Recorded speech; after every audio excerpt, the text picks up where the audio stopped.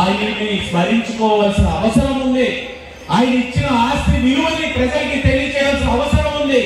ఈ తరం వారికి కూడా తెలియచేయాల్సిన బాధ్యత మీ పైన ఉంది. ఈ తరం వారికి అర్థం కాని పరిస్థితులు కూడా కనబడతా ఉన్నాయి. ఈ రోజు ఆంధ్రకేసరి టంగుటూరి ప్రకాశం పంతులు గారు ఉన్నారు. ఏకేసీ విద్యా సంస్థ ఆయన పేరు మీద పెట్టారంటే ఏకేసీ అంటే ఏంటో కూడా తెలియని పరిస్థితిలో కొంతమంది విద్యార్థులు ఉన్నారు. తెలియచేయాలి. తెలియచేయడం కోసమే ఈ రోజున ఏదైతే ఏకేసీ కాలేజ్ దగ్గర ఆంధ్రకేసరి టంగుటూరి ప్రకాశం పంతులు గారి యొక్క నిలువెత్తు విగ్రహాలు అతి దగ్గర ప్రతిష్ఠింపజేసే కార్యక్రమం కూడా కూటమి ప్రభుత్వం తీసుకుంటా ఉంది. ఎంతమందికి తెలుసు ఆర్ట్స్ కాలేజ్ లో ఆంధ్రకేసరి టంగుటూరి ప్రకాశం పంతులు గారు చదివారని ఎంతమందికి తెలుసు? ఉమ్మడి రాష్ట్రానికి మొట్టమొదటిగా ముఖ్యమంత్రి అయిన తర్వాత 57 ఎకరాలు ఈ రోజు ఏదైతే ఆర్ట్స్ కాలేజ్ గానీ ఏదైతే వైజాగ్స్ లో కలెక్టర్ బంగ్లా గానీ ఆయన మొట్టమొదటి సంతకం పెట్టి ఈ రోజున ఆర్ట్స్ కాలేజ్ కి ఇచ్చారు చదివిన దానికి అనేది ఎంతమందికి తెలిసిన అంశం? తెలియట్లా. తెలియచేయాల్సిన బాధ్యత ఉంది. అలాగే ఇక్కడ కూడా చాలా ఉన్నాయి తెలియచేయాల్సిన బాధ్యత. మీ పైన బాధ్యత ఉంది. తెలిసిన వాళ్ళు ఉన్నారు, చైర్మన్ గా చేసిన వాళ్ళు ఉన్నారు, ఇక్కడే చదువుకున్న వాళ్ళు ఉన్నారు. కాబట్టి వాళ్ళందరి దగ్గర నుంచి వాళ్ళ అనుభవాలు, వారి యొక్క తెలిసిన నాలెడ్జ్ అంతా కూడా తీసుకొని మీరు దాన్ని ఆస్వాదించి మంచిగా పనిచేయాలి. ఇది మీరు ఎప్పుడైతే ఈ పనిని ఆస్వాదించగలుగుతారో మీరు మెరుగైన ఫలితాలు తీసుకురాగలుగుతారు. మీరు ఎప్పుడైతే ఈ పదవి ఇచ్చారో చాలా మీరు కూర్చుంటారో మీ వైపు ఏ విధమైన చూపులు కూడా ఉండవు. మీరు పనిచేస్తే కూటమి ప్రభుత్వం మీ వైపు చూస్తుంది, మీకు మరింత ప్రోత్సాహం ఇస్తుంది. కానీ పదవులు వచ్చిన తర్వాత నాకు పదవి వచ్చింది, కార్డు ముందు పేరు నా పేరు తర్వాత ఒక పొజిషన్ వచ్చింది అనుకుంటే అక్కడతో సరి. నేను కూడా నాకు ఎమ్మెల్యే వచ్చింది, నా నాన్నకి అది ఉంది, నా అమ్మకి ఇది ఉంది, నా భార్యకి అది ఉంది అని చెప్పి నేను కూర్చుంటే ఈ 15 నెలల్లో నేను చేసిన పని ఈ రోజున అవ్వకపోదును. కాబట్టి ప్రతి ఒక్కరు పని చేయాలి. అవకాశం వచ్చిందంటే నీ పైన బాధ్యత. ఆ బాధ్యతను నిస్వార్థంగా నువ్వు నిర్వర్తించగలిగితేనే ప్రజలు గుర్తు పెట్టుకుంటారు, ప్రజలు మనసులో ఉండగలుగుతారు, విద్యార్థులు మిమ్మల్ని హర్షిస్తారు. ఆ ఆలోచనతో మీరు పనిచేయాలని కమిటీ వారిని కోరుతూ మంచి కార్యక్రమాలు చేయండి. అల్లుమ్ని ఉంది, గతంలో ఇక్కడ చదివిన విద్యార్థులు ఉన్నతమైన స్థానాల్లో ఉన్నారు. వాళ్ళందరికీ నమ్మకం క్రియేట్ చేయండి. నమ్మకం క్రియేట్ చేయగలిగితే వాళ్ళు వచ్చి వాళ్ళ దాతృత్వాన్ని చాటుతారు. తద్వారా విద్యా సంస్థ అన్ని విధాలుగా అభివృద్ధి చేయగలుగుతామని కూడా మీ అందరికీ కూడా తెలియజేస్తూ కూటమి ప్రభుత్వం మంచి ఆలోచన విధానంతో పనిచేస్తా ఉంది. నేను ఈ నగర ప్రజలను అడుగుతా ఉన్నా, ఈ 15 నెలలలో మీరు చూసుంటారు కూటమి నాయకులు ఒక తెలుగుదేశం కానీ బీజేపీ కానీ జనసేన కానీ ఏ ఒక్క ప్రెస్ మీట్ లో అయినా మా మాట్లాడే విధానం చూడండి, మా మాట్లాడే విధానం చూడండి, మేము మాట్లాడుతున్న ప్రెస్ మీట్లు చూడండి, మేము మాట్లాడుతున్న మాటలు వినండి, ఏ విధంగా హుందాగా ఉన్నాయన్నది అవగాహన చేసుకోండి. గత 5 సంవత్సరాలు చూడండి ఎలా ఉండేవి ప్రెస్ మీట్లు. అమ్మ, అబ్బా, ఆరి, అక్క ఇవన్నీ ఇక దారుణమైన భాషలు. కానీ మేము వచ్చిన తర్వాత ప్రోత్సహించట్లేదు, ప్రోత్సహించము. ఎందుకంటే ఇది క్రమశిక్షణ కలిగిన పార్టీ, క్రమశిక్షణ కలిగిన కూటమి. కాబట్టి మా ఆలోచన విధానం ఇలా ఉన్నప్పుడు ప్రతి ఒక్కరు కూడా ప్రజల్ని కోరుతా ఉన్నాం, ఆశీర్వదించండి. ఏదైతే గౌరవ ముఖ్యమంత్రి చంద్రబాబు నాయుడు గారు, ఉప ముఖ్యమంత్రి పవన్ కళ్యాణ్ గారు, ఐటీ విద్యాశాఖ మంత్రి లోకేష్ గారు ఒకే ఆలోచన, కేంద్రంలో నరేంద్ర మోడీ గారు ఉంటారు. వచ్చే 15 సంవత్సరాలు తప్పకుండా ఈ రాష్ట్రంలో కూటమి అధికారంలో ఉంటుందని ఖాయం. మారనివ్వకుండా మేమందరం అదే ఐక్యతతో పనిచేస్తాం. ఈ నియోజకవర్గం రాష్ట్రంలో ఎన్నో నియోజకవర్గాలకు ఆదర్శంగా నిలుస్తా ఉంది. జనసేన, బీజేపీ, టీడీపీ కలయికతో వెళ్తున్న విధానం ఎంతో మందికి స్ఫూర్తిగా కూడా నిలుస్తా ఉంది. కారణం ఒకటే, తగ్గాలి. తగ్గి ప్రతి మంది కలిసి చేయి పట్టుకొని ముందుకెళ్ళాలి. రాష్ట్రం కోసం వెళ్ళాలి, రాష్ట్ర బాగు కోసం వెళ్ళాలి, రాష్ట్రంలో ఉన్న యువత శ్రేయస్సు కోసం వెళ్ళాలి. అదే ఆలోచనతో మనం అందరం కూడా పనిచేయాలని మీ అందరినీ కోరుతూ మరొక్కసారి చాలా చక్కగా పెట్టుకున్నారు ప్రమాణ స్వీకారోత్సవ కార్యక్రమం. కానీ చైర్మన్ గారిని అడుగుతా ఉన్నాం, డైరెక్టర్ గారికి విజ్ఞప్తి చేస్తా ఉన్నాం, ఇదే ఫస్ట్ లాస్ట్. ఇలాంటి ట్రాఫిక్ జామ్ ఇంకోసారి చేయడానికి మీకు ఏ విధమైన హక్కు లేదు. ఈ రోజు మీ ప్రమాణ స్వీకారోత్సవం కాబట్టి అందరూ కూడా ఆనందంగా ఉన్నారు కాబట్టి మీకు స్వాగతిస్తున్నారు, అవకాశం ఇస్తున్నారు. కానీ రెండోసారి ప్రజల నుంచి స్వీకరించరు, కూటమి దగ్గర నుంచి ఇది ఆశించరు.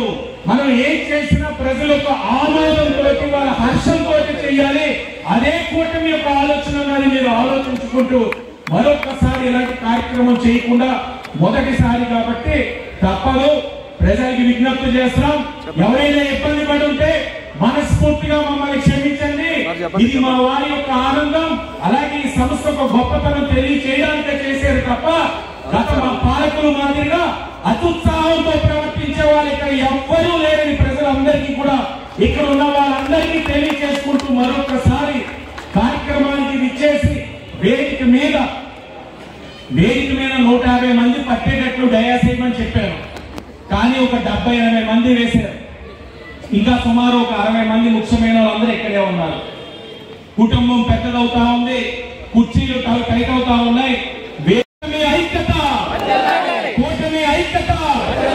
కొద్దిగా స్లో అయ్యారు, టైం పెరిగింది కదా బాగా. కూటమి ఐక్యత.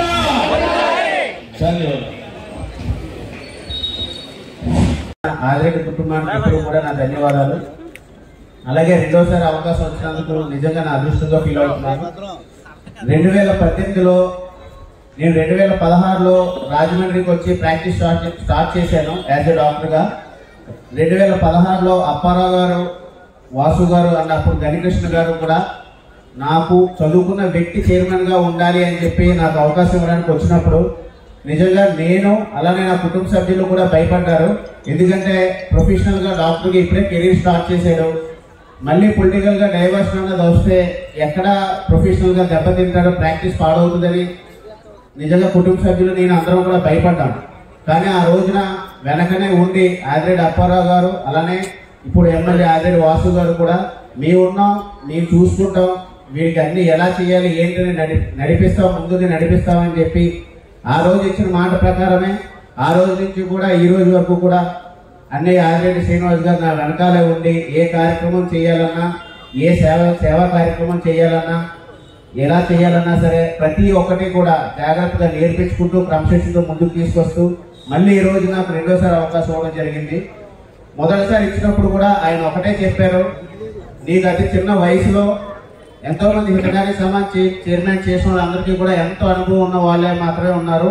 మొట్టమొదటిసారిగా అతి చిన్న వయసులో 27 సంవత్సరాలకే నీకు హితకారి సమాజ్ చైర్మన్ ఇస్తున్నాను అంటే ఇది ఒక అలంకరణ కింద తీసుకోకు, ఇది ఒక బాధ్యతగా తీసుకో అని చెప్పడం జరిగింది. ఆ రోజున అదే విధంగా పనిచేశాం. దురదృష్టవశాత్తు రాష్ట్రంలో వైఎస్ఆర్సీపీ కాంగ్రెస్ పార్టీ రావటం, కానీ ఎంతో కొంత మన అదృష్టవశాత్తు రాజమండ్రిలో అప్పుడు ఆదిరెడ్డి భవానీ గారు ఎమ్మెల్యే అవటం మాకు కొంత ఊరటనివ్వడం జరిగింది.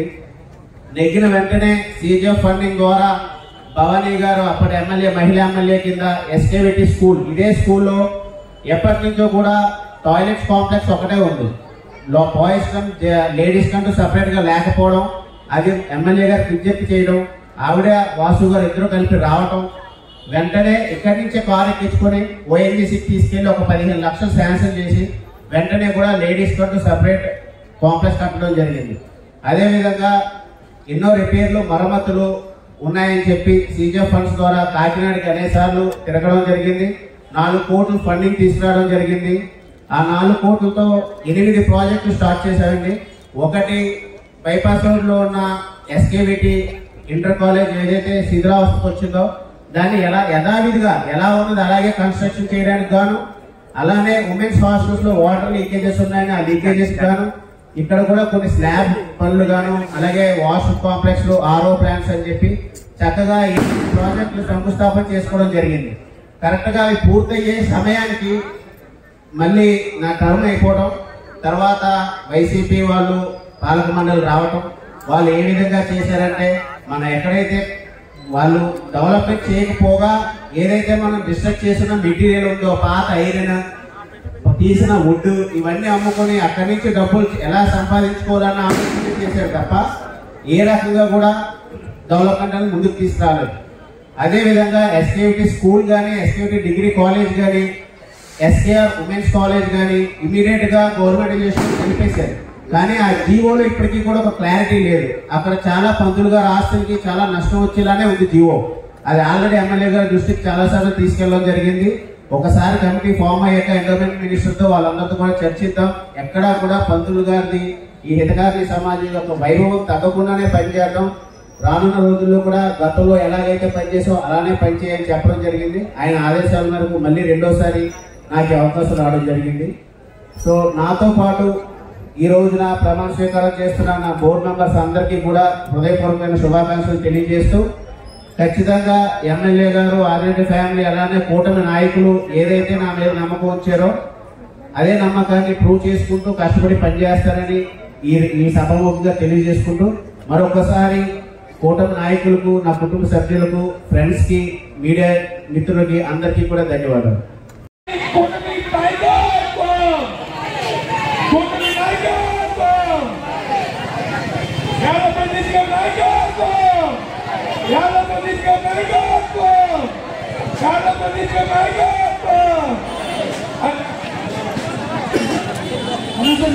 నాయకత్వం జై జనసేన, జై జనసేన, జై జనసేన. అనుశ్రీ సత్యనారాయణ నాయకత్వం.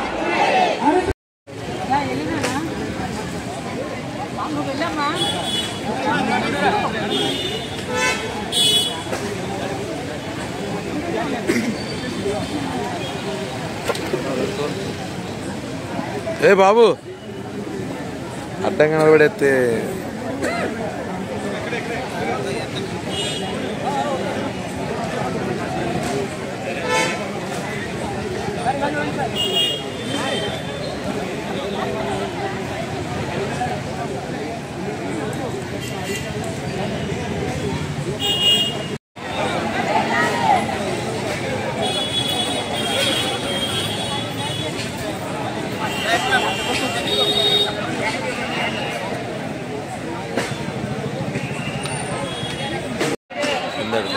నా జీవితంలో అట్లా ఈడ్చుకుంటే చాలా నౌక గురించి ఆలోచించాను. నేను ట్రై చేయాలి.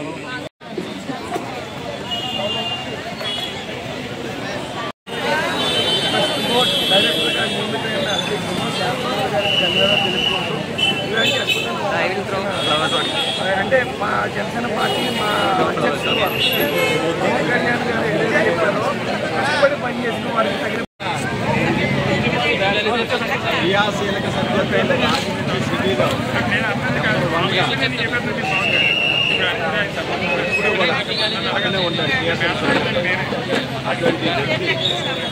అటువంటి